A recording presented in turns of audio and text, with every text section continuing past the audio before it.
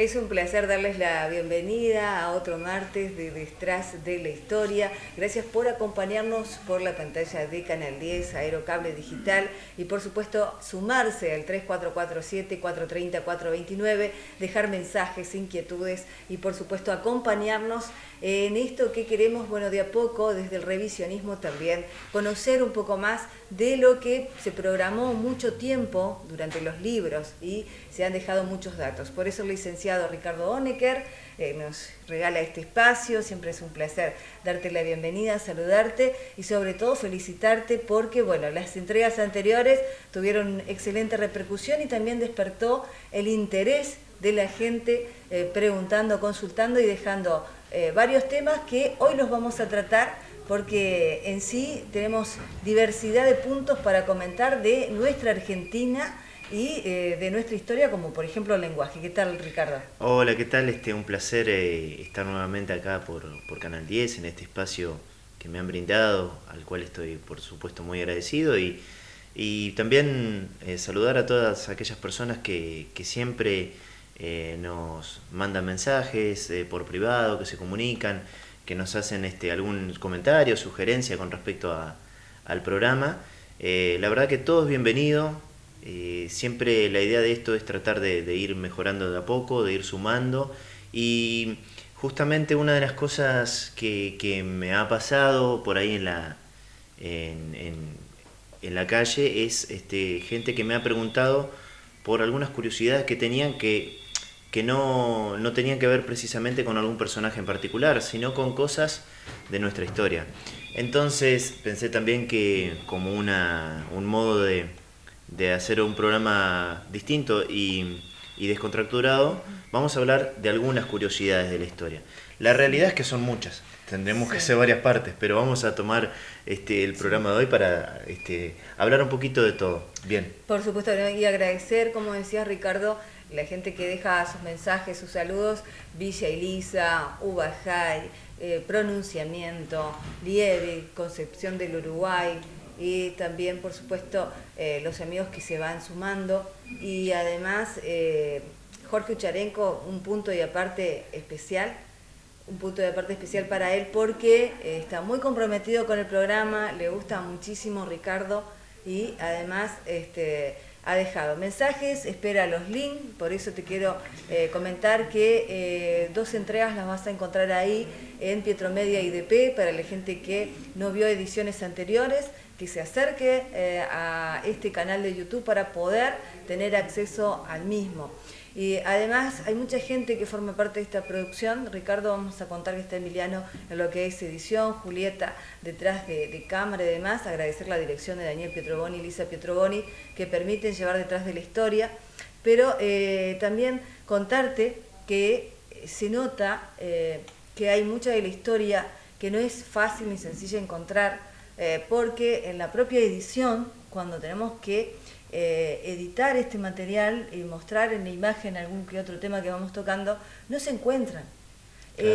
Hay hechos aislados, algún dibujo o preparado con inteligencia artificial, pero es muy difícil encontrar los materiales para mostrar en imagen o quizás algún documento, alguna fotografía. No hay acceso. No, es escaso el acceso a la información. Se puede conseguir, pero también no es algo que se logre de un día para otro. Por ejemplo, en mi casa yo tengo un facsímil que es una copia casi original del pronunciamiento de Urquiza.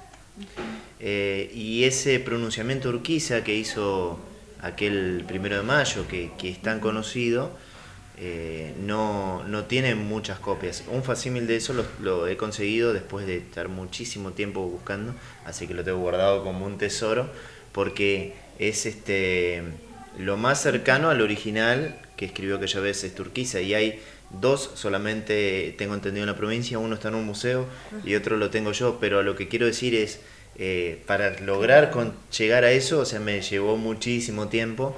Y esto es algo que se trabaja, que se busca, que se investiga. Son por ahí muchas horas de investigación, de lectura. Entonces se entiende de que hay cosas que cueste un poquito más encontrar, y también hay cosas que por ahí se han perdido con el tiempo, porque los libros también, por ahí, por condiciones climáticas, por el cuidado que le den, a veces es muy difícil llegar a esas fuentes primarias, pero en eso estamos.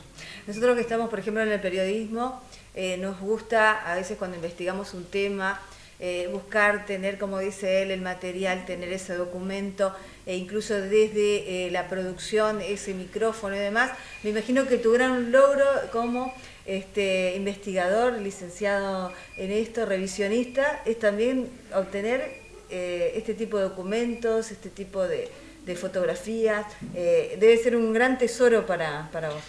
Sí, por supuesto. Además también hay que tener en cuenta que nunca hay que quedarse con lo que por ahí dicen otros historiadores. Todos tienen algo de verdad, pero por ejemplo, si hay un historiador que nos gusta mucho y que investigó un tema, que realizó una tesis a partir de esa investigación y se basó en diferentes cartas o fuentes primarias, a mí me gusta volver a releer esas cartas, porque quizás la interpretación de uno es distinta a la del otro, o quizás el otro salteó un tema que por ahí es interesante y que ayuda a entender el contexto. Así, desde el descubrimiento de América a esta parte, hemos visto un montón de cosas. Así es. Y bueno, y la pregunta hoy, dentro de todos los temas, por ejemplo, tenemos acentos como el de Córdoba, tenemos el mate, tenemos orígenes de nuestro vocabulario, y tenemos el gaucho, y la pregunta es, ¿surge desde el gaucho? ¿Desde dónde comienza nuestra historia o del lenguaje, por ejemplo? Sí, me parece que es un buen inicio hablar desde del gaucho, porque es algo que nos identifica a nosotros, a nuestra cultura argentina.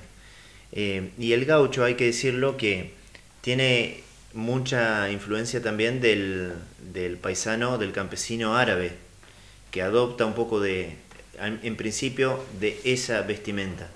Esto tiene que ver también con que los árabes muchas veces colonizaron durante años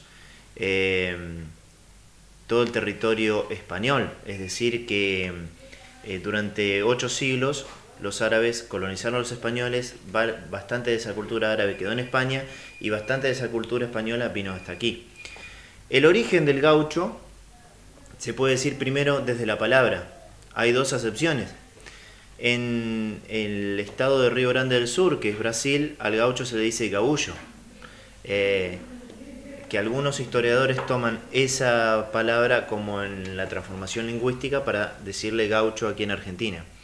Pero la acepción más aceptada en general es de que la palabra gaucho viene del mapuche huacho, que significa huérfano. Me río porque hoy los gurises dicen guacho como con otra intención, pero guacho significa huérfano. En relación a que el gaucho no tenía ni padre ni madre, que era un solitario, y en realidad el gaucho nace de la mezcla del mestizaje entre el español y el indígena. Entonces, ¿qué era lo que pasaba con el gaucho? Tenía elementos de los dos, pero al mismo tiempo no se identificaba con ninguno. Entonces, por ejemplo, tenía parte de la cultura española, pero tenía mucho de la genética del indio. Y tal es así que los pueblos originarios, muchas de las tareas rurales fueron ellos los que le enseñaron al gaucho, y no el gaucho al indio como se cree, sino que fue lo contrario. Entonces, las destrezas criollas, el manejo de las armas blancas, todo esto es algo que el gaucho toma de su disposición genética de los pueblos originarios. Mezclado, por supuesto, con parte de su cultura, con la vestimenta, pero al ser una persona aguestre, que estaba siempre en los campos, que tenía encomendado sus tareas rurales, no tenía demasiada relación ni con los españoles ni con los indígenas. Por eso se lo llamaba guacho, los indígenas lo llamaban guacho, de huérfano. De ahí viene la historia. Me hace recordar que se usaba bien el término en la colonia, mientras tomás el matecito, porque, por ejemplo, a veces escuchábamos decir es un ternero guacho, Claro, Ellos lo usaban desde el verdadero, digamos, significado que exacto. es huérfano. Ujú. Nosotros lo utilizamos desde el desconocimiento, quizás en estas nuevas generaciones. Por supuesto, ¿no? Y además hay que entender también que tuvo mucha relación con el trabajo rural. Y nosotros pensamos, por ejemplo, que erróneamente pensamos de que acá había vacas y que nosotros somos la tierra del asado. Sí. En realidad hay que separar las cosas, porque las primeras vacas fueron introducidas por los españoles en 1554 en lo que hoy es la zona de Paraguay, que en ese momento, bueno, pertenecía todo al mismo virreinato. Después llevó mucho tiempo que los troperos puedan ir llevándolas a diferentes lugares donde puedan desarrollarse para la industria ganadera. Los que mejor hacían ese trabajo eran los gauchos.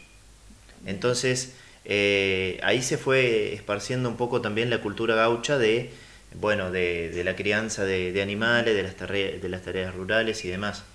Lo del asado vino mucho después, porque muchos dicen, bueno, el asado no es un invento argentino, sí es, no es, bueno. La realidad es que la primera vez que se habla de asado, se habla de asado en un libro de cocina que hizo una cocinera salteña de apellido Gorriti en el año 1890. ¿Pero por qué? Porque es cierto que el asado, como lo conocemos hoy, el corte de costilla, no existía. Era, Claro. era como que sí, existía la matanza de animales, se utilizaba muchísimo el cuero, pero se descuartizaba de otra forma. El corte de asado, de costilla, de cortarlo de esa forma, de hacerlo al fuego, es algo que sí introdujo el gaucho argentino y que se empezó a hacer popular a partir de entonces y que después sí, ya desde la década de 1950 en adelante, Claro. empezó a ser un corte de exportación para todo el mundo. Se hizo popular el asado como parte de la cultura argentina. Lo mismo sucede por ahí con el choripán. O sea, el choripán, esto de comer un chorizo entre dos panes, sí es algo propio del gaucho. Ah, Pero el chorizo o la longaniza en realidad era de los inmigrantes italianos. ahí tocaste otro tema gastronómico que es muy profundo, tiene mucho para hablar, que también lo vamos a hablar, pero estás nombrando gauchos, estás nombrando indígenas, y el origen de lo que es nuestro el lenguaje, ¿comienza ahí, Ricardo? Nuestro lenguaje tiene una mezcla de todos los elementos que teníamos en ese contexto colonial. Es Sí, decir, nosotros tenemos influencias en el lenguaje, por ejemplo, del mapuche. Cuando nosotros decimos pilcha, sí. y hoy decimos qué pilcha que tenés. Pilcha en realidad se refiere a la ropa de los mapuches. Para los mapuches la pilcha significaba arruga. Ah, Cuando se ponían un trapo encima por el frío y estaba arrugado era la pilcha. Entonces, eso es, por ejemplo, parte de los elementos que nos aportaron los pueblos originarios. Cuando decimos poncho, cuando decimos pucho, que son palabras exclusivamente de los pueblos originarios. Después tenemos los elementos que aportaron los inmigrantes, pero eso llegó mucho después. Y después tenemos parte del lunfardo, que era el lenguaje más bien del Río de la Plata, y la influencia árabe, que es muchísima, mucho más de lo que nosotros pensamos. Porque, por ejemplo, como dijimos al principio, los árabes estuvieron durante 8 siglos con los españoles. Colonizaron a los españoles adoptaron bastante de su lenguaje, de su cultura, y eso fue traído acá, antes de que lleguen los árabes acá. Entonces, los buñuelos, por ejemplo, es una comida árabe.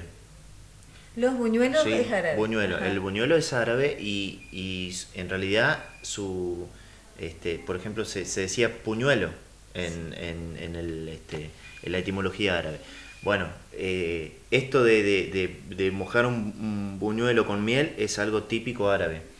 Y sin ir más lejos, fíjense ustedes cómo nosotros somos una conjunción de culturas, porque la torta frita es una comida alemana, de origen alemán, que hacían los pueblos germanos. Pero hoy acostumbramos a ponerle miel a la torta frita y eso es algo que los árabes introdujeron en nuestra cultura. Y bueno, así hay muchísimas cosas más para hablar de la influencia árabe, como por ejemplo el origen del truco. Lo que menos me hubiera imaginado de que algo tan argentino y que no falta en ninguna mesa después de los domingos en un bar, en el tradicional bar, que es el truco, no es argentino, tiene origen árabe, ellos lo introdujeron aquí. Sí, el truco es un juego milenario que la palabra truco ya viene de origen árabe. En realidad significa truc, que bueno, es engaño. Los árabes lo jugaban, sobre todo los que viajaban mucho a la zona de España, ellos fueron los que introdujeron este mazo de naipes a España. En España sufrió algunas modificaciones, pero cada una de las barajas se representaba la gente de la época. Bueno, por ejemplo, estaban las espadas, que eran los guerreros, estaban las sotas y los caballos, que formaban parte de ese ejército, estaba el oro, que representaba el dinero de los reyes, las copas, que representaban la diversión, los bares, así que cada elemento de la carta representaba algo de la sociedad de esa época. Ese juego se empieza a jugar, se hace popular en España, pero viene de la palabra truc, que era engaño de la cultura árabe. Y de hecho envido significa invitar, porque una persona le invita al otro, cuando le dice envido, le invita al otro, es como un desafío, le invita a jugar o no jugar. Entonces, eso después se popularizó y llegó acá a la Argentina y se empezó a hacer un juego súper popular que hoy, como vos bien dijiste, lo tenemos en todas las mesas. Ahora, no sé si en España se mantiene tan vigente como en Argentina jugar el truco. Se mantiene, pero tiene un reglamento distinto y depende de las regiones. Hay regiones, por ejemplo, como Andalucía, donde se juega bastante, hay otros lugares donde ya no se juega tanto. Sí se juega en otros países de América, cada uno con algunas pequeñas modificaciones. En Uruguay se juega, en Paraguay se juega, pero en Argentina es como donde tiene mayor énfasis, ¿no? Y de a poco le vamos eliminando cosas atractivas porque años atrás o décadas atrás en el truco uno hacía hasta un versito cuando iba a decir flor, envido, cuando iba a invitar, que ahora sé qué significa invitar. Claro. O truco y demás, pero eso lo vamos dejando, ¿no? Esto de la tradición del verso antes de cantar, por ejemplo, era algo también muy gauchesco, porque el gaucho estaba acostumbrado a payar. Ajá. Entonces todo el tiempo era un ida y vuelta como un contrapunto, y eso se aplicó en el truco. Bien. Entonces aquellas personas que tienen ese don de improvisar y de payar, hoy los gurises dirían rapear. Bueno, eso se trasladaba al truco también. Eso sí fue una cuota argentina. Y ahora el mate, tanto que hablamos del mate, se dice tanto el origen del mate. No sé si está bueno, pero es amargo. No, sí, está buenísimo. No, está buenísimo, pero mirá, yo te digo la verdad, el del mate hay tanto para hablar que un día vamos a hacer un programa exclusivo del mate, cuando estemos cerca de la fecha del día del 30 de noviembre, que es el día del mate. Así que ahora vamos a hacer un resumen. Mate es una palabra quechua, que significa calabaza. Así que en realidad la palabra original era matí, no mate. Matí, sí, con acento en la I. Y eso significa calabaza, en referencia a las calabazas en donde se tomaba mate. Pero los primeros que tomaron mate fueron los guaraníes, en la tierra de lo que hoy es Paraguay, Misiones, la selva misionera, Corrientes, que lo hacían.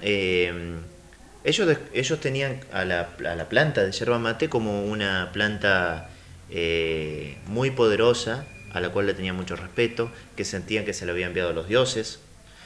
Y entonces ellos trituraban esa hoja, tenían todo un proceso también de secado porque hacían fogatas, y después tomaban el mate con el agua, con una bombilla hecha de tacuarí, con una pequeña cañita. Entonces esa era la forma que tenían ellos de tomar mate. Obviamente que cuando descubrieron que lo podían hacer con el fuego, también tomaban mate caliente, pero los primeros mates se dice que eran el famoso mate tereré. Ajá. De la selva, que era un lugar de encuentro, una bebida de hidratación, pero sin duda que era una planta muy importante. Después sufrió un par de modificaciones cuando llegaron los españoles, como te dije, ya vamos a hablar de eso, pero Pero sí, un dato curioso que te puedo aportar es que el mate estuvo prohibido en Argentina. ¿Por qué? ¿Cuándo? Prohibido el mate. Prohibido, sí. No solo porque, bueno, uno dice mate en otros países, incluso los han dejado en aeropuertos argentinos muchas horas por llevar un paquete de Sí. yerba, que uno no puede entender. No, tal cual. Bueno, el mate estuvo prohibido un 20 de mayo de 1616 en Argentina. En aquel momento, el secretario de Estado que firmó ese decreto era Hernandarias, que nosotros hoy lo conocemos por el túnel subfluvial. Sí. Hernandarias fue el que prohibió el consumo de mate en Argentina. ¿Por qué? Porque los españoles sostenían que esto era una bebida de holgazanes, que los indígenas no trabajaban, que lo veían como un ritual porque se sentaban en ronda, pensaban que estaban haciendo brujería. Entonces, por todos esos motivos, deciden sacar un decreto en el cual ellos prohíben el mate, y en ese decreto decía que se castigaría con 100 monedas de oro a los españoles que tomaran mate, porque ya algunos españoles lo habían probado y les gustaba, y con 100 azotes a los indígenas que tomaran mate. No, tremendo. Sí, esto duró como 30 años en Argentina, fue una prohibición absolutamente estúpida. La verdad que sí. Aparte habrán seguramente castigado a alguno que otra persona con azotes, por ejemplo. Sí, claro, no. Después se levantó esa prohibición cuando se dieron cuenta de las propiedades de la yerba y demás, pero ahí ya es otra la cuestión. Hablabas de Corrientes, hablabas de la selva, y me hiciste acordar de que hay algo muy característico de este lugar que es el zapucay. Sí. Y se habla de muchas formas, de cómo nace, cómo surge, que el leñador o no leñador. ¿Eso vos me lo podés comentar? Sí, porque el zapucay forma parte de esta cultura guaranítica y chamamecera, que del chamamé también hay muchísima información para hablar, porque por ahí nos quedamos a veces con pequeñas cosas y podríamos hurgar mucho más. Un día en algún programa lo vamos a hacer, o en la parte 2 de las curiosidades, exclusivamente para los amigos chamameceros. Pero el zapucay, nosotros sabemos que hoy es un grito de alegría cuando la gente está bailando el zapucay, que llega el momento, es como un éxtasis que corona todo eso. Pero en realidad el zapucay nace entre los trabajadores hacheros de los montes.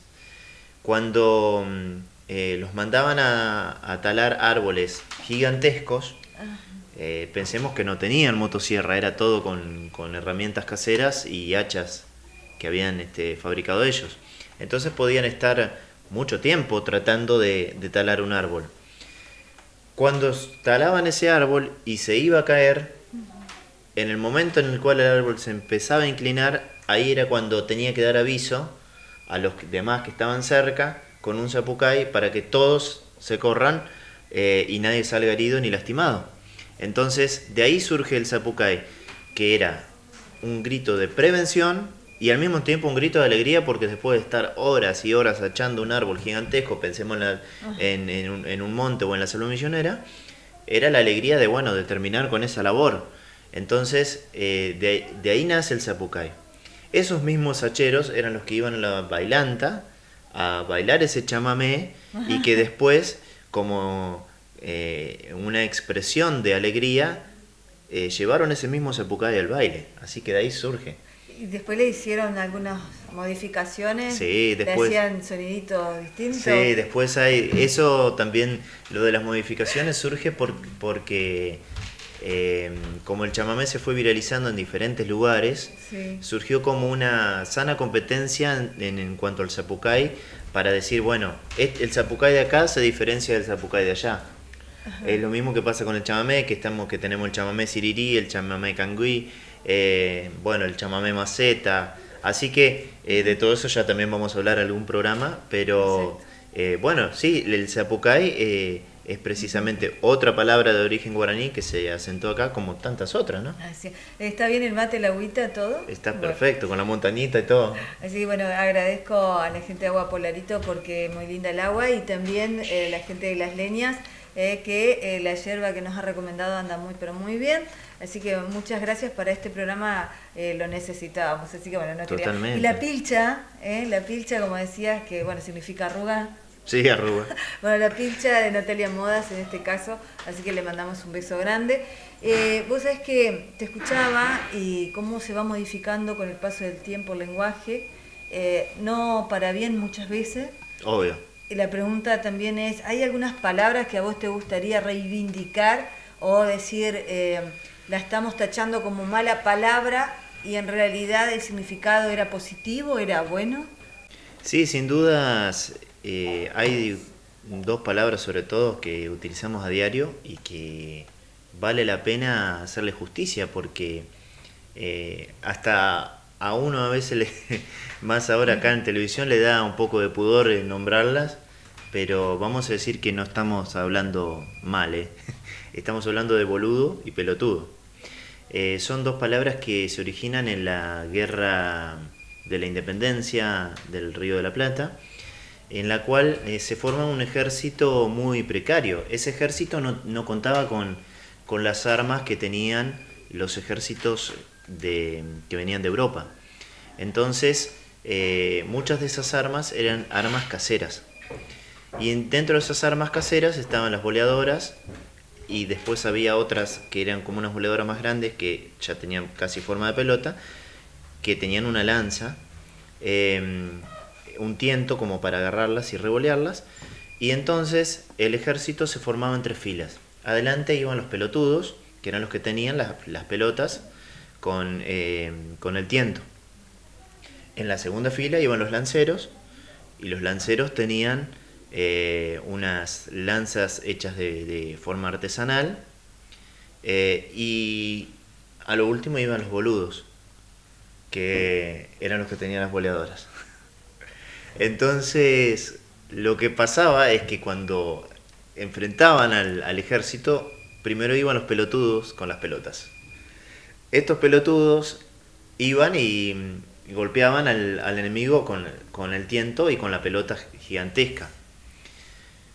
Por las dudas, atrás venían los lanceros, y si quedaba alguno vivo, venían los boludos con la boleadora para dársela por la cabeza. Entonces, esta era la realidad de nuestra historia. Lo que sucede es que cuando se transforma esto en mala palabra, a partir de 1890, cuando un senador hizo un discurso en el Senado y dijo, ¿en qué año, perdón? En 1890, Ajá. o sea que estamos hablando de por lo menos 80 años después, un senador dice: yo no quiero ser el único pelotudo que vaya a votar esta ley, qué sé yo. Ajá.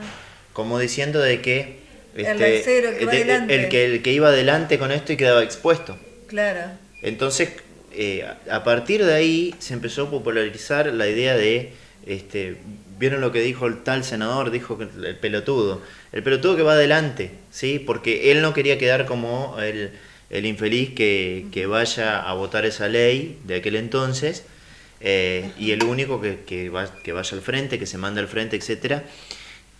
Entonces hizo esa relación con el pelotudo de la guerra. Y el boludo era el que iba atrás, el último. Por eso se lo llama, después se lo argentinizó y se le dice, bueno, este es el tonto, el que va último, digamos, Pero con la boleadora. ahora no era, qué poca historia que tenemos. Claro, porque aparte lo usamos a diario.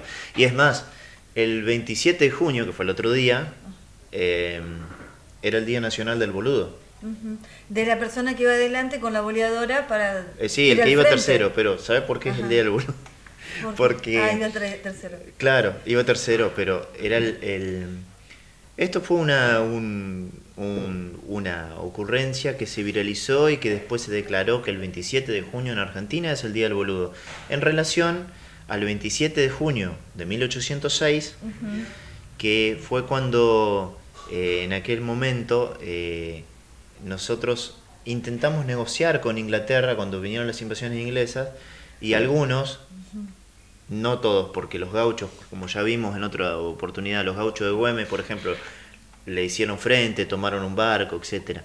pero algunos que eran más sumisos le creyeron a los ingleses la oportunidad de negociar, entonces los dejaron entrar y los ingleses tomaron la ciudad y lo metieron preso a estos 4 o 5 boludos que creyeron en ellos y negociaron. Entonces como que le entregaron la ciudad en bandeja, por eso, eso sucedió el 27 de junio de 1806 y desde ahí que se reconoce en nuestra historia como Día Nacional del Boludo. Pero no, es increíble cómo le dimos vuelta el significado a algo tan importante que era respetado incluso. Sí, por supuesto. Por un discurso político. Sí. Que no entendíamos el significado porque bueno, pasaron años que van borrando esas huellas al no explicarla, al no tenerla, digamos, en la historia, porque hubo quien eligió qué contar y cómo contar la historia y de acuerdo al gobierno de turno, claro, por lo que vamos viendo. Claro, ¿no? Totalmente. Y uno se ríe, le da gracia porque sí. Lo asocia con el significado que tiene. Sí, aparte te imaginas el otro yendo al frente con la pelota. Claro, así que, es como medio... Y claro, es como, sí. Y estuvo totalmente. ingenioso el discurso. Sí, estuvo bien, obviamente, estuvo bien. Lástima todo lo que pasó después, pero bueno, sí. O sea... Y nuevamente reivindicar desde lo que son recetas caseras de la antigüedad a dichos, por ejemplo, siempre decían...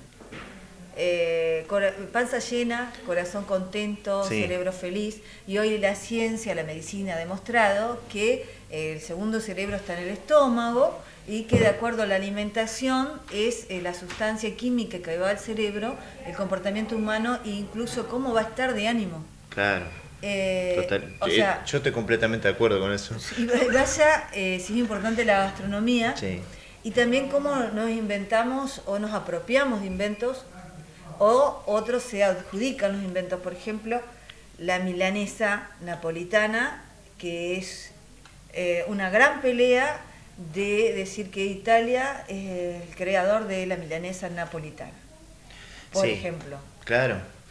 La milanesa, bueno, la palabra lo dice, ¿no? Milanesa, su origen está en Milán, que es una ciudad al norte de Italia. Uh-huh. Ahí es donde los italianos que vivían en esa región realizaban grandes carneadas y ensobraban en pan la carne sobre todo para los viajeros, uh-huh. Que era algo que también habían aprendido de los árabes, que eran los primeros que lo hacían, que empanaban, de ahí viene la empanada, el origen. Bueno, eso es para hablar en otra ocasión. Pero entonces, la milanesa tiene su origen en Italia, por supuesto que sí. Lo que pasa es que nosotros acá decimos milanesa napolitana y los italianos se quieren morir porque imaginémonos que Milán está en el norte de Italia y Nápoles está en el sur. Ajá. Y son dos ciudades completamente distintas. Nápoles es más una ciudad marginal, siempre fue discriminada por el resto de los italianos, a pesar de que es una ciudad muy hermosa, ¿no? Pero había como una cierta pica entre Milán y Nápoles. Y son dos ciudades que tienen culturas además muy diferentes también. Y pensemos que nosotros, por ejemplo acá en Argentina, la mayoría de los inmigrantes italianos que vinieron, si bien vinieron de toda Italia, en su gran mayoría vinieron del sur de Italia, de la zona más pobre de Italia.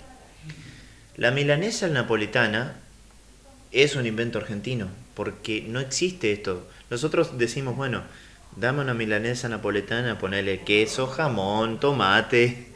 Bueno, sí, eso es bien típico argentino. La milanesa no, la milanesa es italiana. Pero no existe en Italia todo eso que se hace acá y que se llama milanesa napolitana. ¿Es porque el queso era de Nápoles? No, ¿se la bautizó así en Argentina? Se la bautizó así porque había un cocinero italiano, uh-huh. Que tenía un puesto de comidas en lo que hoy es la zona de La Boca, uh-huh. un puesto de que vendía milanesa, sándwiches milanesa, y que era muy conocido, muy popular, sobre todo para los viajeros que venían. Entre los viajeros, por ejemplo, estaban los geneises. Uh-huh. Los geneises son los hinchas de Boca, ¿no? Uh-huh. Bueno, geneise es una palabra del lenguaje ligur que tiene origen sueco. Era el lenguaje que hablaban los suecos que venían al puerto. Por eso se le llama geneise a los hinchas de Boca. De hecho, la bandera de Boca adopta los colores de la bandera de Suecia. Ajá. Así que, bueno, eso otro mito develado. Sí, totalmente.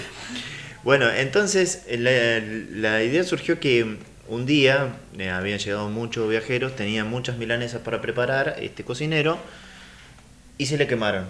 Y para ocultar esto que se le habían quemado, le puso unas fetas de queso, tomate y jamón. Y entonces lo probaron y como que bueno, zafó, pero era una milanesa distinta. Y entonces, muy hábil, él dijo que esa milanesa era napolitana. Que ellos no lo conocían porque era napolitana. Y claro que iban a saber los suecos de toda esta cuestión, si era de Milano, si era de Nápoles. Entonces ahí surge la milanesa napolitana, pero fue una avivada de un cocinero. Bien. Que se hizo popular y todos dijeron, ¿por qué no comemos la milanesa así si está buenísima? No, bueno, y entonces, ¿y el asado y el chimichurri fue una cosa parecida? Digo, ¿no? Esto está buenísimo porque uno escucha la palabra chimichurri y piensa, debe ser de origen guaraní o mapuche o quechua o lo que sea.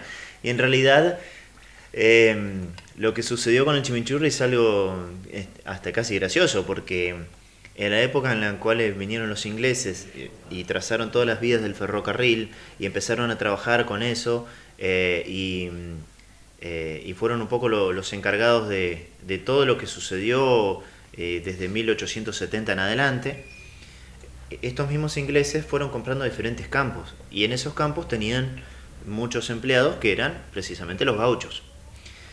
Los ingleses veían que los gauchos preparaban el asado y se preparaban una salmuera y le echaban esa salmuera al asado. La salmuera de los gauchos era preparado con los condimentos que tenían a mano. Sal gruesa con agua caliente, con laurel, con un poco de ají. Pero los ingleses conocían como condimento el curry. El curry es una mezcla de especies, que son varias especies en una. Y ellos, para todos lados donde iban, llevaban el curry. Ajá. Entonces, cuando veían al gaucho echarle la salmuera al asado, pensaban que eso era curry. Ajá. ¿Sí? Entonces, claro, probaban el asado con el gaucho y le pedían al gaucho que le pase esa salmuera. Uh-huh. ¿Y cómo se lo decían? En inglés. Y le decían, give me curry. Es decir, ajá, pásame el curry. ¿Sí? Give me curry. Ajá. Y el gaucho, riéndose y un poco tratando de imitarlo, no le salía a decir give me curry. Imaginémonos, un paisano pobre. Y el gaucho empezó a decir chimichurri. No me digas. Chimichurri, al curry. Entonces de ahí se formó esa palabra que tanto conocemos hoy, que nosotros decimos chimichurri. No hay un asado un domingo sin un chimichurri. Claro. En realidad viene del give me curry de los ingleses. No te puedo creer. Y vos ves, por ejemplo, nosotros que hablamos con Fabián Mayoraz, que hace, ajá, muchas especias, muchas mezclas con semillitas de la zona y hace sus propios chimichurri. Y el origen, en realidad, bueno, nace como occidental también. Sí, nace, sí. El chiste. No, claro, los gauchos hacían su propio chimichurri, pero no se llamaba chimichurri, era la salmuera. Era salmuera, pero ahora es chimichurri. Claro, es chimichurri y quedó así. Por esa composición del lenguaje, y eso forma parte de nuestra cultura, es así. Como por ejemplo decíamos hoy los acentos en distintos lugares, pero creo que el que más nos llama la atención y el que más es como no tan tradicional, me parece a mí, es el cordobés. Sí, o es al revés. No, por supuesto. Lo que pasa es que nosotros somos un país muy, muy extenso, entonces está claro que cada provincia tiene un poco su forma de hablar. Uh-huh. Por ahí nosotros no nos damos cuenta, pero hay muchas palabras que utilizamos nosotros como entrerrianos, uh-huh, y que precisamente dentro de esas palabras son muy características de acá y capaz que en otras provincias no se utilizan. Uh-huh. Así pasa en todas las provincias, pero lo de Córdoba llama la atención. Uh-huh. Porque, mucho. Claro, estiran las vocales y uno a veces piensa, ¿por qué? ¿Qué pasa? Es más, hasta estás un tiempo ya y te contagiás, ¿viste? Sí. Pero, y el humor que acompaña. Por supuesto, también. Bueno, de Córdoba es para hablar un párrafo aparte, ¿no? Pero este fenómeno del acento cordobés se da sobre todo, no tanto en el sur, porque en el sur está más mezclado con el italiano. Sí. había muchos inmigrantes italianos, entonces tienen otra forma de hablar. En el sur de Córdoba, por ejemplo, dicen nos vamos, es más como el estilo italiano. Pero todo lo que es en la zona de Tras la Sierra y en la zona del centro de Córdoba, está muy asentado esta forma de hablar. Y eso tiene un origen de los pueblos com, que en realidad son los comechingones. Y el origen se da sobre todo en un pueblo antiguo que se llamaba Escas. En ese pueblo donde vivían estas tribus de comechingones y también había guaycurúes, tenían una particularidad en su manera de hablar, en la cual estiraban las vocales. Después hubo muchos lingüistas estudiosos, como por ejemplo Alberto Montes, que hizo todo un estudio minucioso de estos pueblos y de las grafías de estos pueblos, y notó de que en particular en estos pueblos de la sierra se estiraban muchísimo las vocales antes de los etnónimos, antes de hablar, y entonces había esa particularidad que a él le llamó muchísimo la atención, que escribió un libro en 1950 hablando sobre esto, pero que por supuesto bebe de fuentes mucho más antiguas. Entonces nosotros podemos considerar de que, porque esta es una particularidad solo de esos pueblos originarios. Otros pueblos, cuando se ha estudiado su lenguaje, su grafía y demás, no se ve esto. Por ahí se ve, por ejemplo, en los guaraníes, que la lengua guaraní generalmente la palabra termina en o, termina en i, ¿sí? Que a veces se aspiran algunas letras, pero eso se puede aplicar a diferentes pueblos. Ahora, lo cierto es que el único pueblo que se ha encontrado que estiraba las vocales fueron los comechingones en Córdoba, en esa zona donde se cree que entonces esto es algo que viene de hace más de 200 años y que perduró en la sociedad. Entonces sí, realmente son los originarios, claro. la tonada original de claro. nuestra zona. De hecho, esa tonada original de los cordobeses, o sea, es mucho más rica en cultura de lo que se piensa. A veces se lo toma con humor y demás, pero es algo que se mantuvo, ¿sí? Que viene de muchísimos años y que se mantuvo. No, la verdad que estaba muy equivocada. Qué lindo saber la realidad, ¿no? Uno creía que ellos tenían influencias más fuertes de otros lugares y es al revés. Son el centro, el corazón quizás del idioma en el país. Por lo menos del idioma de esas tribus de que las vivían tribus, ahí, claro, exacto. Porque después, bueno, cada una de ellas tenía sus particularidades, pero ellos eran los únicos que estiraban las vocales, como sigue sucediendo hoy. A mí me llama mucho la atención cuando hablas de la influencia de otros países, aparece árabe con el truco, árabe con la empanar de la empanada. Sí, obvio. La influencia árabe fuertísima. Sí, fue muy fuerte, por esta sencilla razón. Primero por la colonización sobre España, y después todo eso que fue traído hasta acá. Después también vinieron los árabes, vinieron los sirios libaneses, etc. Pero, por ejemplo, dentro de esos pueblos árabes, un instrumento predilecto de ellos era el violín, sobre todo los sirios libaneses, ¿no?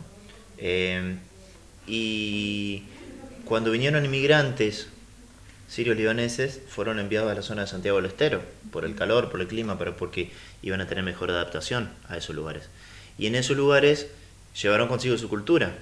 Y en esos lugares también había pueblos originarios con una predisposición genética a tocar el violín, porque ya habían fabricado un instrumento casero que se llamaba miqué, que imitaba el sonido de las garras del jaguar cuando se las afilaba en el árbol, y era un instrumento muy parecido al violín, hecho con las cuerdas con tripas de animales, y tenía primero una sola cuerda, después tenía 2 cuerdas, y ellos como que hacían música con eso. De hecho hay una leyenda de eso. Cuando llegaron los inmigrantes trajeron el violín, entonces se adaptó rápidamente el violín a ese lugar y a estos pueblos originarios, que además fueron muy ayudados por los jesuitas, que entre los jesuitas había muchos músicos, y jesuitas y franciscanos y demás, que enseñaron la perfecta ejecución del violín y que le hicieron fabricar instrumentos caseros. Así que por eso a veces decimos, che, ¿por qué hay tanto violinista en esa zona? Bueno, fijémonos desde el punto de vista antropológico, todos los elementos que hay para que eso haya sucedido. No, impresionante. Y por allí nos dejaban preguntas sobre la toponimia guaraní, también si podías contarnos algo. Sí, eso también, a ver, llama la atención porque, por ejemplo, acá en Entre Ríos, nosotros sabemos que había guaraníes, pero más en la zona del norte, pero siempre identificamos a los pueblos originarios de Entre Ríos como los Yanatimbú y los charrúas. De los charrúas podemos decir, los charrúas le habían dado un nombre a la provincia de Entre Ríos antes de que se llame Entre Ríos. Eso sí, podemos contarlo en otra ocasión. Pero la toponimia guaraní tiene que ver con que nosotros pensamos, bueno, ¿por qué hay tanta influencia en ciudades? Por ejemplo, Chajarí, que significa arroyo del Chajá. Ayuí, otra ciudad que es, bueno, o nosotros decimos el río Ayuí. Ayuí significa río que viene. Ibicuí, que significa tierra arenosa. Hay varias cositas ahí, ¿no?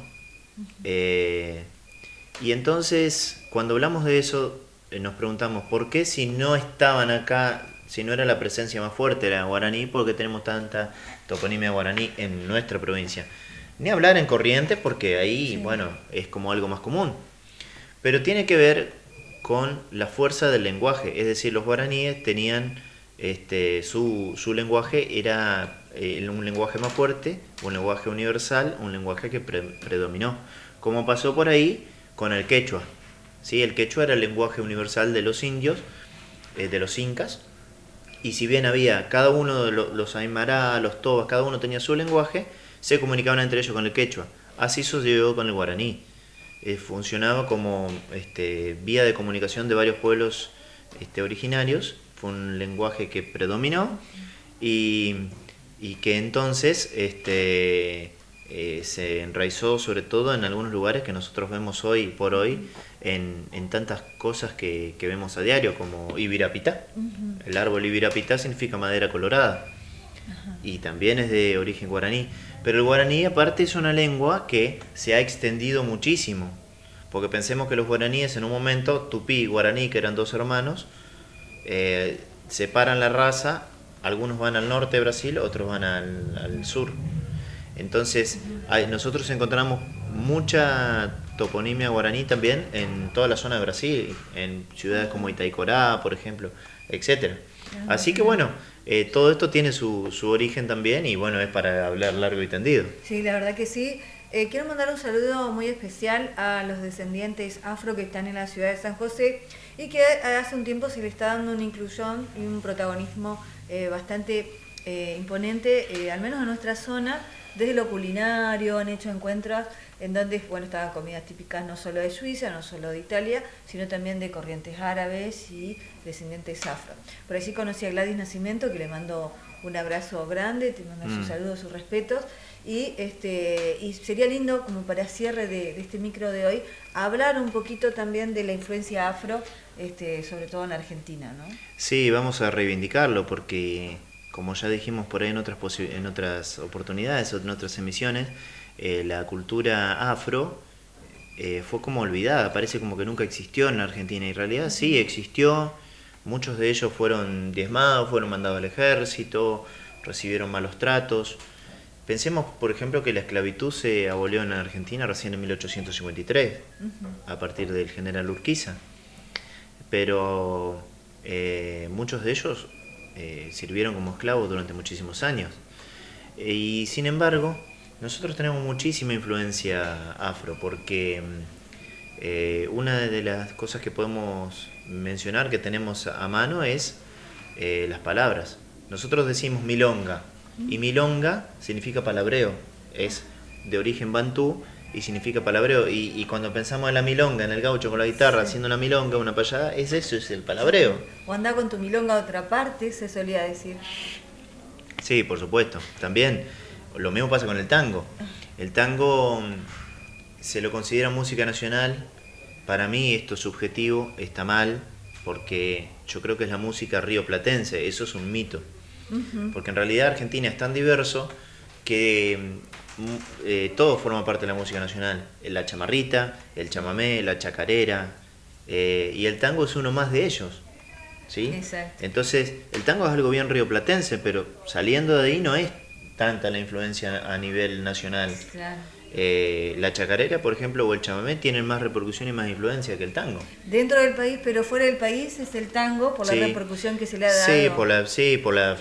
Que ahora está pasando con el chamamé, eso a partir de que se lo declaró patrimonio de la UNESCO. Ajá. Pero tango es una palabra también de origen africano, que simboliza al lugar de encuentro. Mirá. Significa lugar de encuentro, un lugar donde se encontraban los esclavos a hacer música. De ahí nace la palabra tango. O sea, y así nos podemos ir a... Se me viene ciruja. Sí, hay de todo. Hay una muy conocida que es cumbia. A ver, ¿y cómo es la cumbia? A ver. Bueno, la cumbia nosotros pensamos por ahí que viene de Colombia, en realidad no es así. La cumbia nace en las aldeas de pescadores de las costas de África. Allí danzaban y tocaban instrumentos de percusión, que tienen una gran habilidad para todos los instrumentos de percusión. Y la cumbia viene de la palabra kumbje, que significa alegría. Entonces la cumbia era una danza alegre que se tocaba en las costas de África. Esa danza, cuando empezó el tráfico de esclavos y fueron traídos a América, toda esa cultura la trajeron los africanos y estuvieron en las costas de Colombia sobre todo tocando, y ahí se da un proceso de folclorización en el cual los pueblos originarios de la selva colombiana tocaban un instrumento de frotación parecido al güiro, que se llamaba guaracha, y guaracha es un ave, imitaba el sonido del ave también. La guaracha con los instrumentos que habían traído los esclavos africanos y con el acordeón que llegó después accidentalmente, que otro día vamos a hablar de eso, crea la música folclórica colombiana, ¿sí? Y sobre todo la cumbia, pero la cumbia venía de África, ¿sí?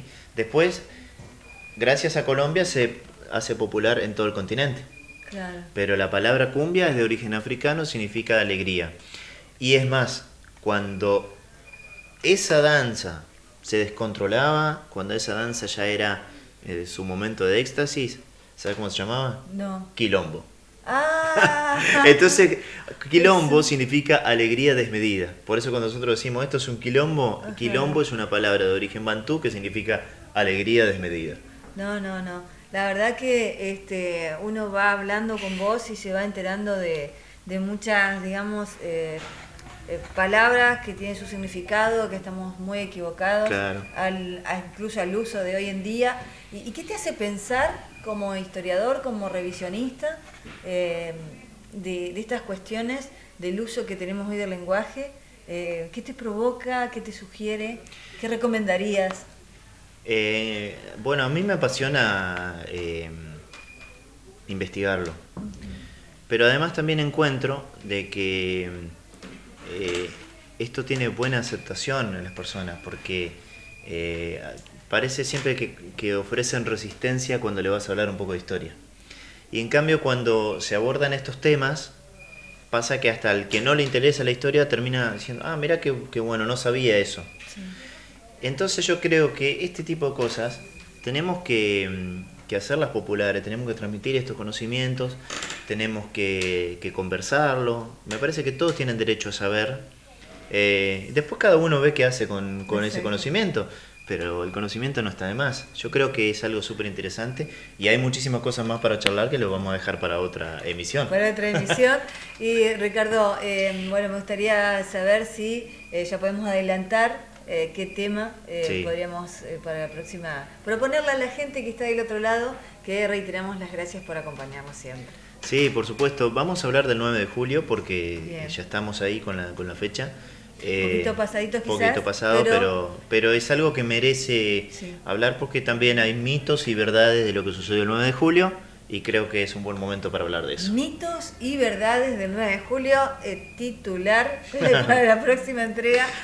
Así que bueno, como siempre, gracias por tu generosidad, por compartir con nosotros tus investigaciones sobre todo, y con toda la gente. Creo que es un espacio que nos merecíamos, así que claro. Gracias, Ricardo. No, por favor, gracias a vos, a todo el canal, los directivos y también a ese público que siempre nos escucha y nos ve. Ha sido un placer y nos encontraremos la próxima. Antes quiero que me digas dónde te puede contactar la gente, dónde te pueden hablar, porque bueno, él también forma parte de un grupo musical, Dúo Caminos, junto a Viviana, que vamos a destacar esto porque van desde la tradición, van haciendo un recorrido, un repertorio musical que también habla de la ID de nuestro país, y eso es para destacar, Ricardo. Bueno, sí, gracias. Gracias también por la posibilidad de mencionarlo, así es. Bueno, la gente me puede encontrar como Ricardo Honecker en cualquiera de mis redes sociales, en Facebook o en Instagram. Algunos ya me han agregado por el programa. O pueden encontrarnos como Dúo Caminos en las redes y ahí pueden chusmear la música. Exacto. Así que bueno, ha sido un placer. Cualquier cosa estoy a disposición. No, y como estamos en el marco, en el mes de la Fiesta Nacional de la Colonización, te quiero proponer, Ricardo, si a vos te parece, vamos a cerrar, nos vamos a despedir con esa canción que fue realizada para nuestra querida Fiesta Nacional de la Colonización. Es una versión que habla de mucho y de nuestras raíces. No sé si querés hacer, digamos, o contar un poquito de qué se trata este tema. Sí, bueno, ese tema surgió como un proyecto mancomunado entre, si bien es cierto que Viviana, mi mujer y yo hicimos la canción, y que nos basamos un poco en la esencia de la fiesta, porque hoy por ahí, como pasa en todas las fiestas, uno piensa, bueno, ¿qué artista viene? Pero, ¿qué hay detrás de la fiesta también? Bueno, detrás de la fiesta hay mucha historia, ahí está el desfile tradicional, está la esencia de los primeros inmigrantes, de los colonizadores, de todos los que formaron parte de esa nueva Entre Ríos, ¿no? Y nosotros quisimos rescatar eso en la canción y se pudo hacer, también gracias a Maximiliano Grossman de Cultura, que nos dio una mano el año pasado como para poder llevarlo adelante.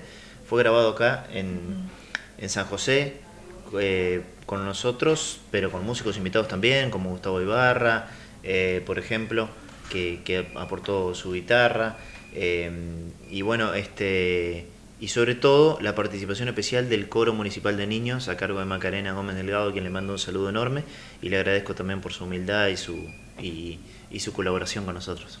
¿Qué nombre de denominación le pusieron al tema? Tierra de Colonizadores. Qué título, Tierra de Colonizadores. Nosotros así les decimos gracias por acompañarnos en este marco, en este mes de la Fiesta Nacional de la Colonización. Será hasta la próxima entrega y los dejamos con Tierra de Colonizadores. Gracias, Ricardo. Vaya este homenaje a todos nuestros abuelos inmigrantes que fundaron esta tierra con tesón, esfuerzo y trabajo. A ellos que adoptaron nuestra patria y sembraron los cimientos para nuestra querida San José.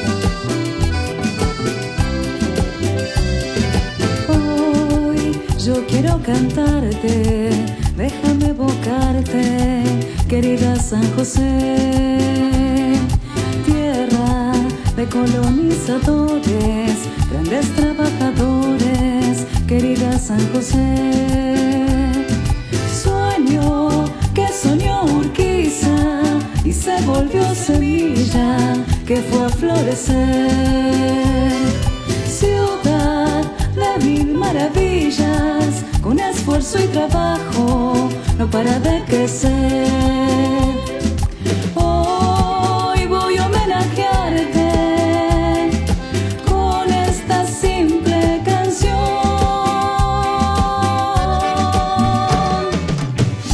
y yo te canto a vos, querida San José. Vamos a festejar, querida San José. Hoy es día para darnos el corazón, vamos a celebrar la colonización.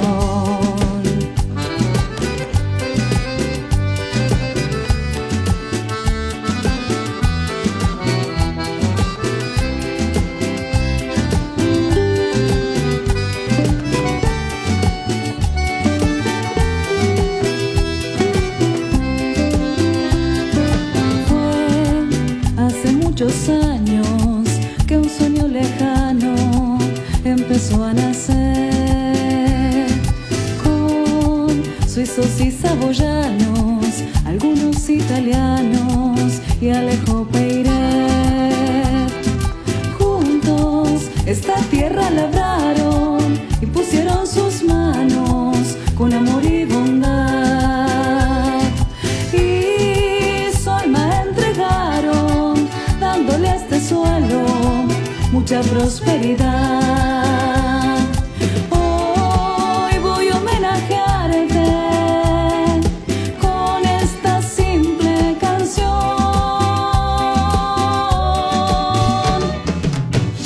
Y yo te canto a vos, querida San José. Vamos a festejar, querida San José. Hoy es día para darnos el corazón. Vamos a celebrar la